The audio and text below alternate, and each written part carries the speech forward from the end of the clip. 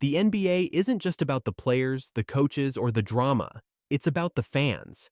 Every franchise has its own identity, not just on the court, but in the seats, on social media, and deep in the emotions of those who live and breathe basketball. Some fan bases are loud, some are loyal, some are just plain delusional. And over the next few minutes, we're diving into the minds of every single one. Buckle up, because it's about to get personal. Let's start with the obvious. The most spoiled, entitled, and confident fan base in basketball. Lakers fans genuinely believe the NBA exists to serve them, and you can't fully blame them. When your franchise timeline goes from Jerry West to Wilt, to Magic, to Shaq, to Kobe, to LeBron, and now Luka, you start to feel like basketball royalty. They think suffering means watching Lonzo Ball and Brandon Ingram play .500 basketball. They call that the dark days. And don't even try to bring up the idea that another team had it worse. They'll laugh in your face while listing all 17 of their championships. Trade rumors? Lakers fans treat them like a hobby. Giannis available? We'll give you Max Christie and a second-rounder. Kevin Durant unhappy? Take Gabe Vincent and Rui Hachimura. And what's crazy is sometimes it actually works. The basketball gods just keep rewarding them. When they win, you'd think they discovered fire. When they lose, it's because the refs rigged it, or the league wants small markets to shine. There's no middle ground. Lakers fans are the main character, and everyone else is just a supporting role. Celtics fans are condescending, and they know it. They treat every game like a history class, reminding you they were winning rings before most teams even existed. They just captured their 18th title, and they act like it was inevitable, as if the league owed it to them. They constantly bring up banners, legends, and records like it's a debate-ending mic drop. They'll remind you that Larry Bird was smarter than your entire franchise, that Bill Russell redefined winning, and that if Porzingis and Brown weren't banged up, they'd sweep the playoffs every year. They argue passionately about whether this year's roster is better than last year's, even if the numbers don't back it up. Every injury is met with, "We're unbeatable when healthy." Every win is historic. Every loss is a fluke. And if you beat them, they say, "Congrats on your Super Bowl," as if any win against Boston is your franchise's biggest moment. They believe they've cracked the basketball code, that they've achieved basketball enlightenment, and deep down, they think everyone else is just trying to catch up. Knicks fans are confused, and honestly, who can blame them?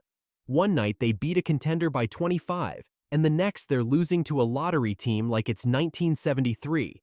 The roster looks great on paper. Brunson's balling, Towns is a beast in the paint, and McCall Bridges and OG Anunoby lock it down defensively. But somehow, it never quite clicks. Every game is an emotional roller coaster. A big win? Finals run, baby. A weird loss? Fire Thibs. They treat Brunson like he's a Hall of Famer and then question why McBride doesn't get minutes. They'll talk about grit, toughness, and defense, but deep down there's always a whisper. Are we really built for this? The trauma runs deep.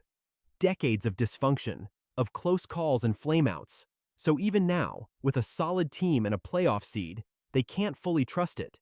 Knicks fans are living proof that hope and anxiety can coexist in the same breath. Nuggets fans are numbers people. Their love language? Box scores. Their religion? Nikola Jokic. Seriously, no fan base is more obsessed with advanced stats. Per, VORP, AST%, TS%, you name it. If Jokic touches the ball 84 times, they know. If he generates 63% of Denver's points through scoring and passing, they'll tell you at brunch. When he dropped 31, 21, 22 on the Suns, it was like watching a religious revival. Nuggets fans turned into mathematicians overnight, proving to anyone who'd listen that he's the best player alive. And when Denver wins, they break down the victory like a trial lawyer presenting their case. Before Jokic, the Nuggets were forgettable. Now every assist, every triple-double, every goofy post-game quote feels like a badge of honor. Denver fans breathe analytics, and it all starts with their Serbian superstar.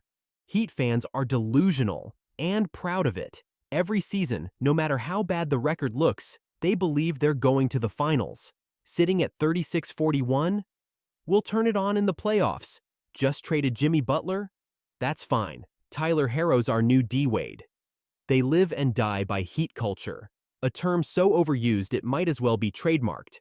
Beat Boston once? We're back. Lose to Cleveland? Just an off night. Their faith in Bam's defense and Spoelstra's game plans is unwavering, even when the roster has more holes than a fishing net. Their draft pick situation is a mess. The rotation's shaky. And yet, they talk like they're reloading, not rebuilding. Heat fans are the kind of people who show up to a Vegas poker table with a 2-7 offsuit and go all in, because they believe.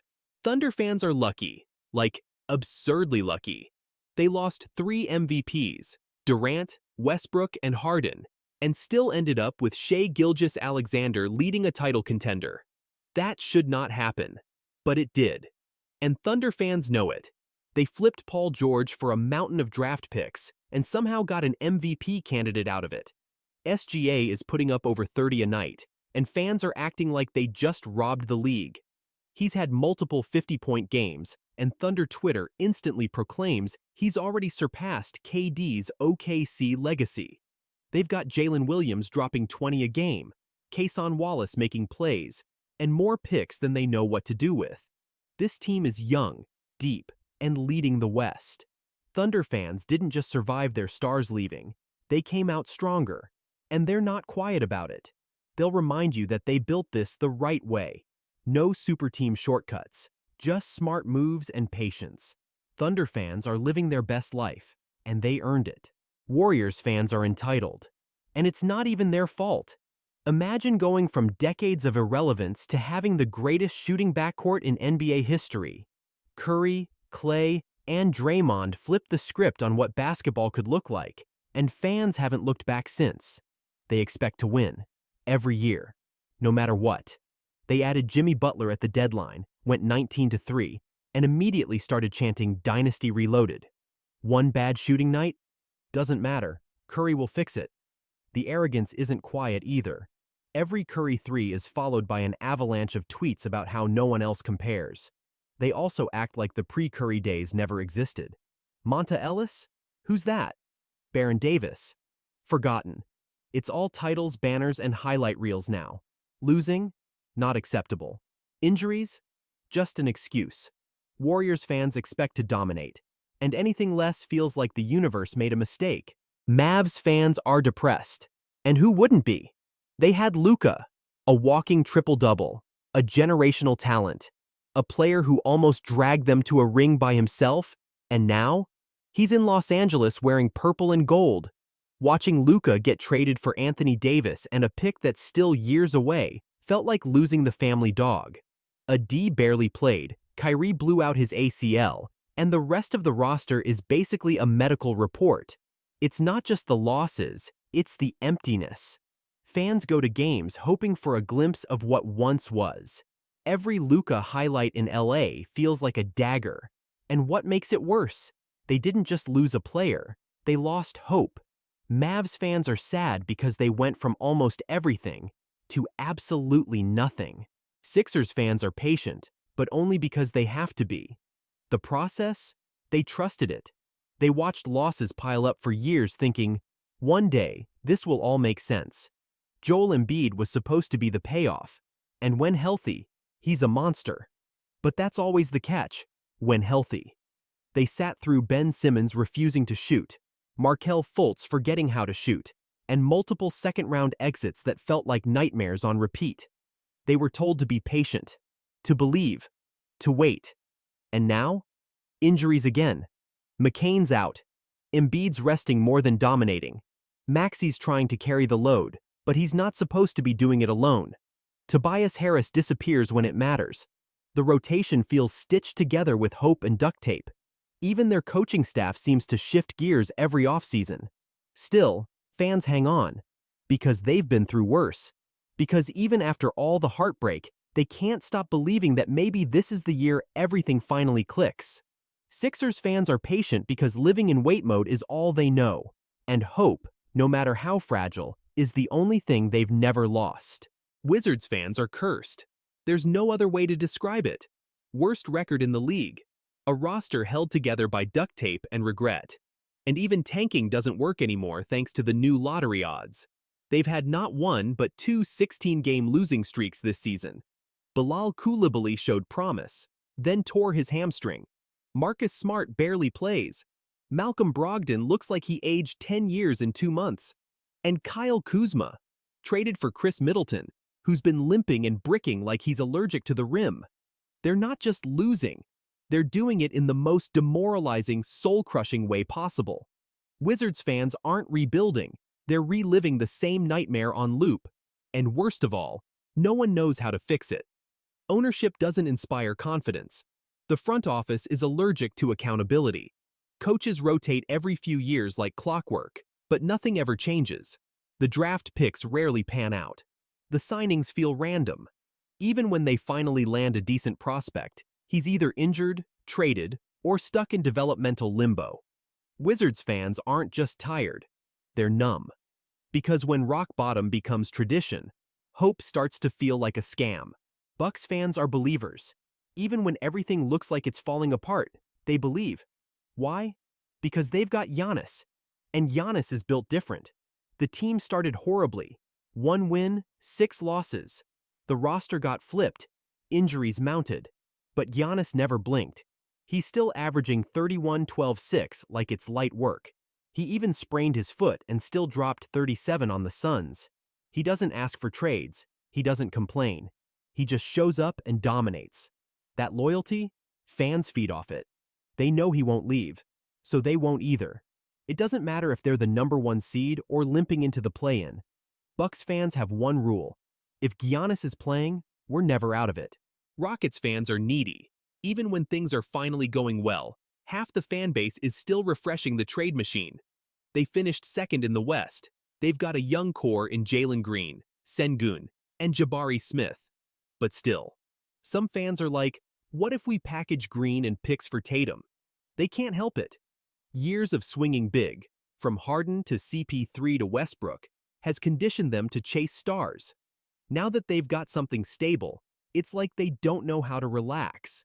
Some fans want patience, others want instant gratification, but all of them want one thing: relevance. Rockets fans are needy because they're always one rumor away from believing they can trade for the entire All-NBA team. Suns fans are emotionally unstable, and it's beautiful. They worship Devin Booker like he's the Messiah, even when he's surrounded by chaos. Booker drops 28, and they scream championship. He rolls his ankle? Suddenly it's the apocalypse. The second the team traded for Bradley Beal, fans lost their minds like they just won the lottery. But once Beal started missing time and the losses piled up, half the fan base turned on him instantly. Then there's Kevin Durant. You'd think his presence would unify the fan base, but nope. Some fans treat him like a rental, others like a legend. One bad shooting night and the debates start all over again. They can't even agree on the coach. If the Suns lose a close game, it's never the players. It's always fire the coach. They throw around the phrase Valley Boys like it's sacred, and every year they claim this is the most talented Suns team ever, even if the chemistry's off and the defense is a mess. Suns fans are crazy because they believe in Booker like he's the savior, even when the rest of the house is on fire. Timberwolves fans are ride or die, like actual loyalty to the core. This fan base has sat through decades of pain. Most teams would have folded emotionally, not Minnesota. From the heartbreak of the Kevin Garnett era, to the Jimmy Butler chaos, to Karl Anthony Towns never quite breaking through, they've seen it all and stuck around. But now, they're finally smiling. Anthony Edwards has turned hope into belief. Every dunk, every stare down, every clutch three is fuel for fans who've waited forever to believe again. Even when the team traded away KAT, a franchise cornerstone, fans didn't panic. They trusted the process. And that Game 7 win in 2024? Legendary. Bars were packed. Streets were buzzing.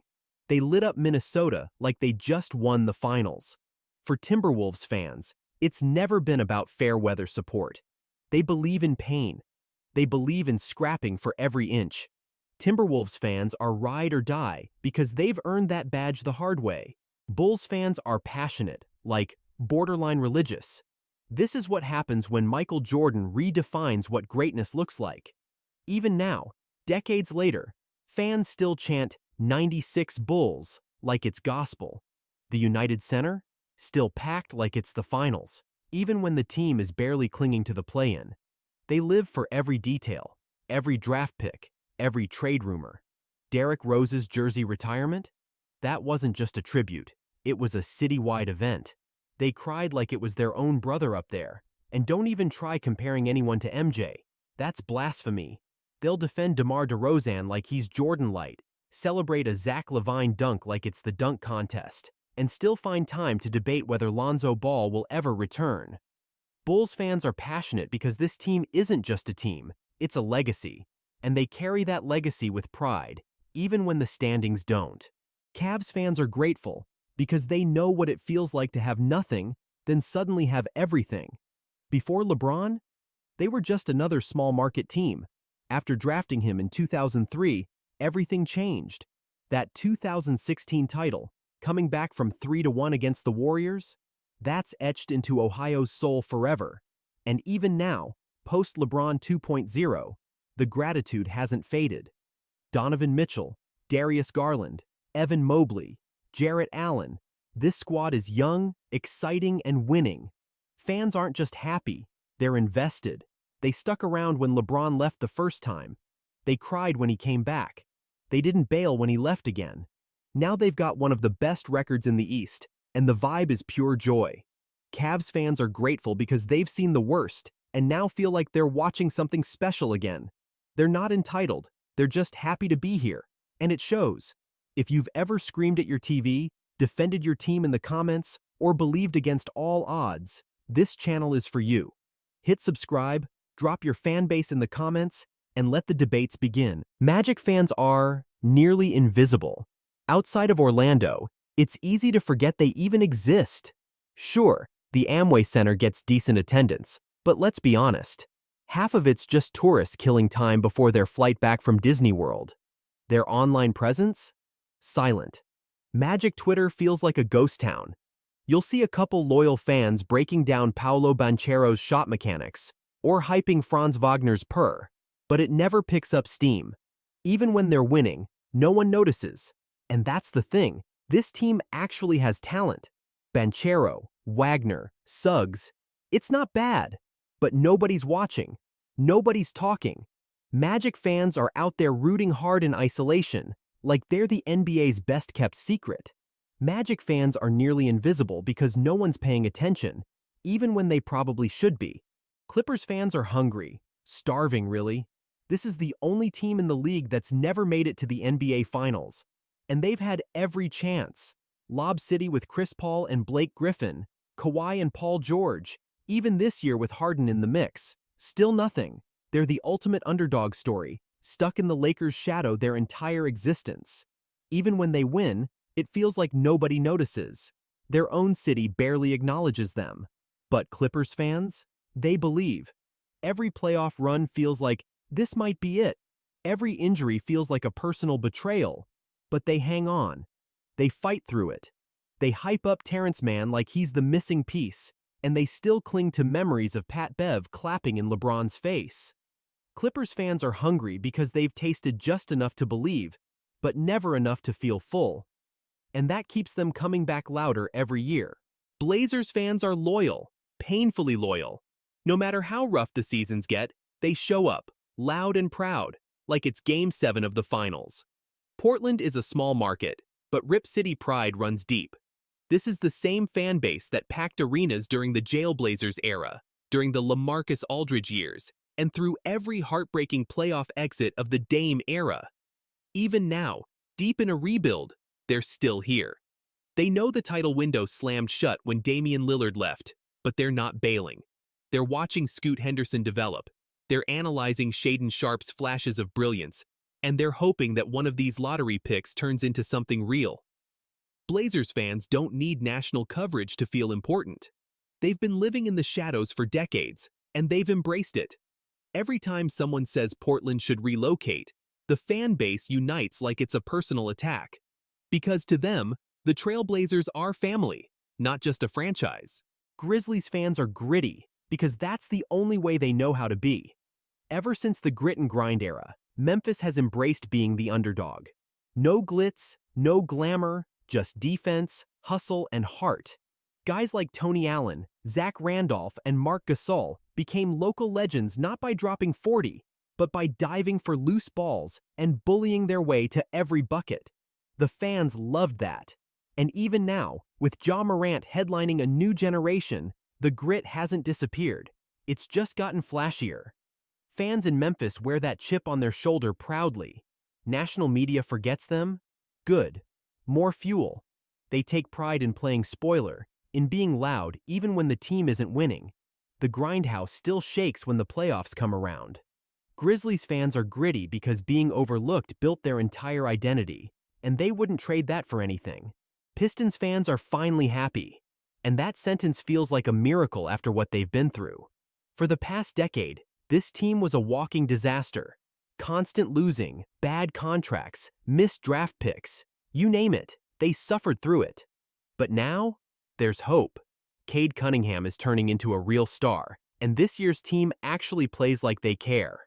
Veterans like Tim Hardaway Jr. and Malik Beasley are showing up. They've clinched their first winning season since 2016, and suddenly, Detroit basketball feels alive again. These fans didn't just wait, they endured. They watched blowouts, they saw attendance drop, but they still rocked the red, white, and blue. When other fan bases would have checked out, Pistons fans doubled down. They're not claiming a dynasty's coming, but they're allowed to be excited again. After a decade of pain, they deserve it. Nets fans are lost. And can you blame them?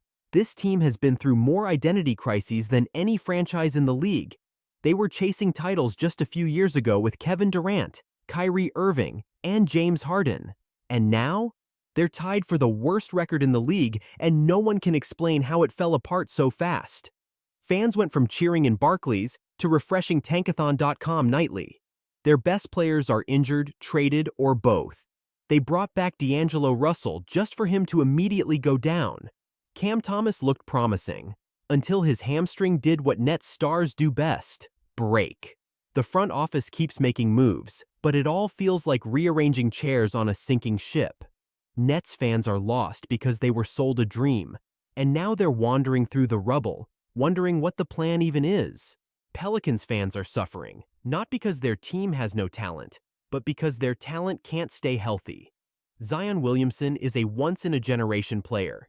He puts up crazy stats, he breaks the laws of physics, and when he's on the floor, the Pelicans are must-watch TV. The problem? He's barely ever on the floor. Another season cut short, another back injury, another round of rehab. It's become routine. Add in McCollum getting hurt, Herb Jones needing surgery, and the whole roster looking like an ER waiting room, and fans just want to scream. They've been teased with potential over and over. Every year starts with playoff hopes and ends with, well, maybe next season.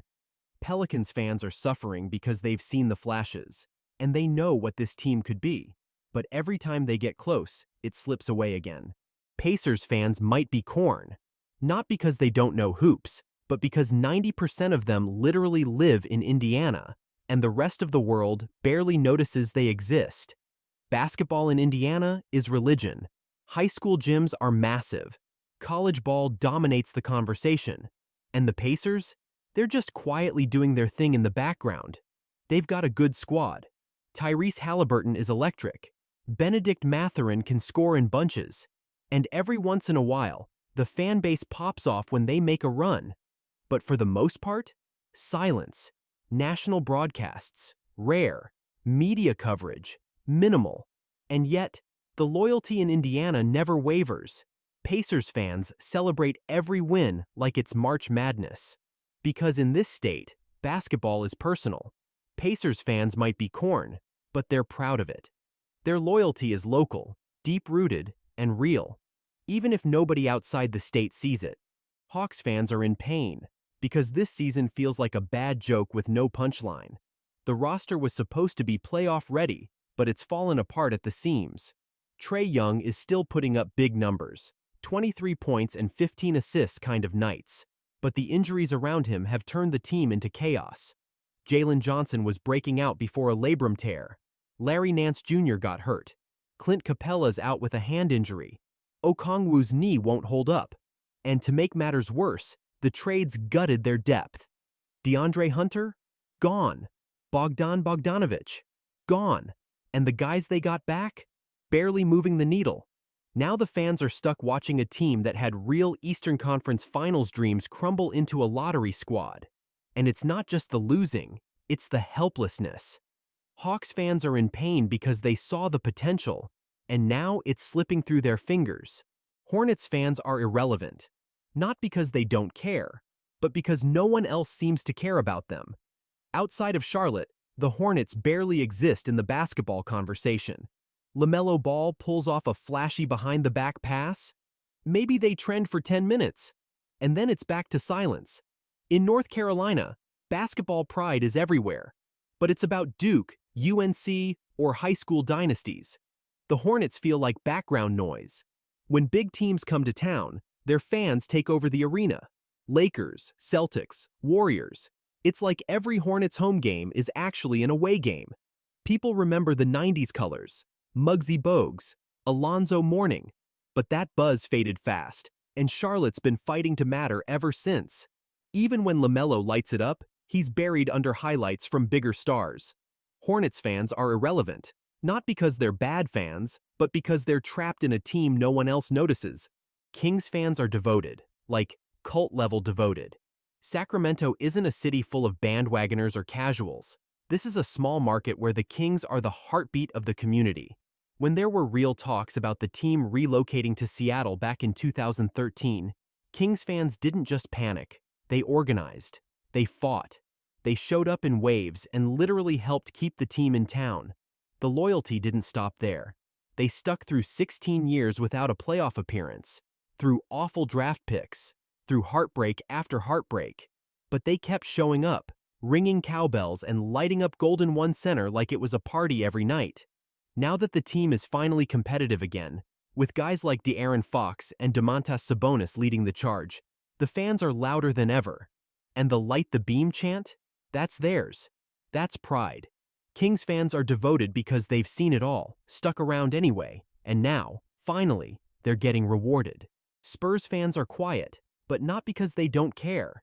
It's because they've been trained by decades of excellence to stay calm and expect greatness. During the Duncan, Parker, and Ginobili years, they racked up 5 titles with barely any drama. No flashy press conferences, no controversies, just wins. And the fans matched that tone perfectly, low-key, steady, and deeply loyal. Even now, with Victor Wembanyama taking the spotlight, Spurs fans haven't changed. They're not shouting from the rooftops. They're watching the highlights, admiring the blocks, and just smiling quietly like, yeah, we've seen this before. San Antonio isn't a big market. The media rarely covers them unless something insane happens. But the fan base? Rock solid. They know how this story works. Develop, building win, repeat. Spurs fans are quiet because they don't need noise to validate them. The banners speak for themselves, and they're hanging just fine. Raptors fans are worried. Ever since Kawhi hit that bouncing buzzer beater in 2019 and delivered Canada its first NBA title, there's been one fear. What if that was our one shot? And honestly, it kind of looks like it was. Kawhi dipped. Lowry's gone. Pascal's gone. OG's gone. And now, it's Scotty Barnes and a bunch of question marks. Front office has been playing the long game, trading away stars for youth and picks. And yeah, RJ Barrett and Emmanuel Quickley look promising. But fans are stuck between excitement and anxiety. Every game feels like a referendum on the rebuild. Every injury feels like a step backward. The championship glow has faded, and Raptors fans are just trying to keep the hope alive. They're worried because they've seen the mountaintop, and now they're wondering if they're ever getting back. The fear of mediocrity is real. Jazz fans are heartbroken because they had it. They really had it. Donovan Mitchell was lighting up defenses. Rudy Gobert was locking down the paint. They had the best record in the league, the deepest team in years, and a real shot to win it all. And then, it all collapsed. They blew a 2-0 lead to the Clippers in the playoffs. Mitchell and Gobert got traded, and suddenly the team that was supposed to be the one became a bunch of role players and future picks. Now Jazz fans are watching Mitchell drop 40 in Cleveland and Gobert anchor a top defense in Minnesota. And in Utah, it's just silence. No one's talking about them. They still care. They still believe. But it hurts, because they thought they were next, and now they're just another rebuilding team in a league full of them. Jazz fans are heartbroken because their best chance at a title in decades vanished overnight, and no number of picks can fill that empty feeling. Every NBA fan base is a story, a reflection of years, sometimes decades, of heartbreak, pride, chaos, and identity. The Lakers fans expect greatness like it's their birthright. Celtics fans act like they invented the game. Knicks fans live in constant confusion. Heat fans in eternal delusion. And Thunder fans, they're living proof that patience can pay off in the craziest ways. Some fan bases are loud and entitled. Others are quiet and loyal. Some swing between euphoria and despair every 48 minutes, and a few just want to be seen. Like the Magic or the Hornets, teams fighting not just for wins, but for attention. But here's the thing. Whether your team's stacked with all-stars or stuck in another rebuild, fans always show up. They watch, they post, they scream, they hope, they suffer, and they believe. Because fandom isn't logical, it's emotional, it's tribal. It's about waking up after a blowout loss thinking, we'll get him next time. It's about hyping up a rookie like he's the next MJ. It's about remembering every highlight, every buzzer beater, every heartbreak like it happened yesterday. The NBA isn't just about titles or trades or stats. It's about the people in the seats. The fans who've never switched teams, the ones who believe, truly believe, that this might be the year. No matter what city you're from or what jersey you wear, if you've cheered, if you've suffered, if you've believed, you're part of this story too.